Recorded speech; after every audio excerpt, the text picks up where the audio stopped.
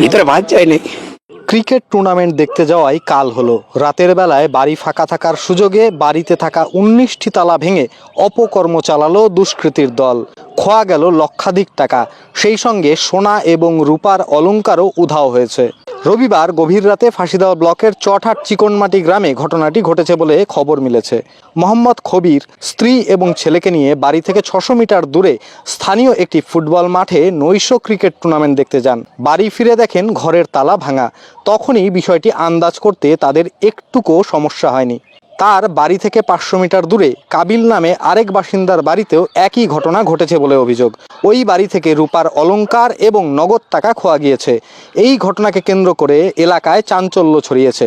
খবর পেয়ে ফাঁসিদেওয়া থানার পুলিশ ঘটনাস্থলে পৌঁছায়। সোমবার বিষয়টি নিয়ে থানায় লিখিত অভিযোগ দায়েরও হয়েছে। মোহাম্মদ খবির জানান, কাজ করে জমানো টাকা গয়না সব খোয়া গিয়েছে।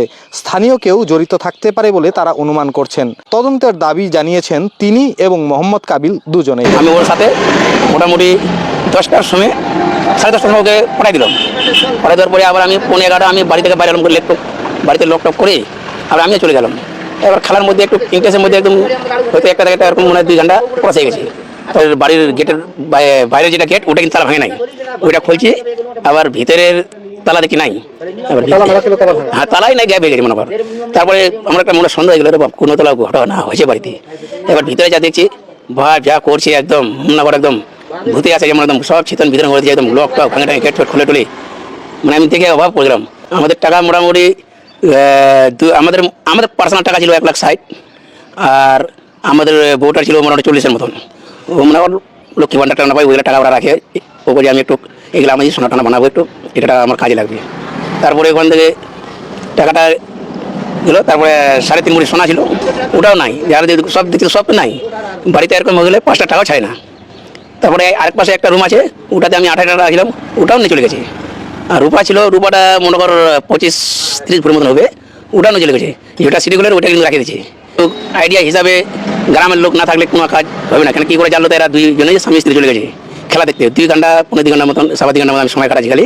তারপর আবার রিটার্ন আসি বাড়ি। এইগুলো ক্ষয়ক্ষতি আমি মোটামুটি 2012 থেকে কষ্ট করে যাচ্ছি।